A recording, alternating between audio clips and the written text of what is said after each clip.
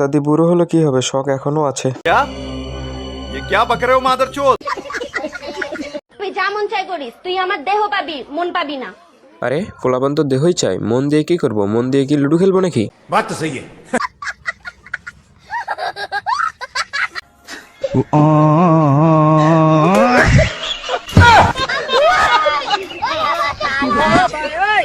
আরে চিন্তা করার কোনো কারণ নাই, আমি তো খাটের নিচে আছি। क्या? ये क्या बक रहे हो मादरचोद?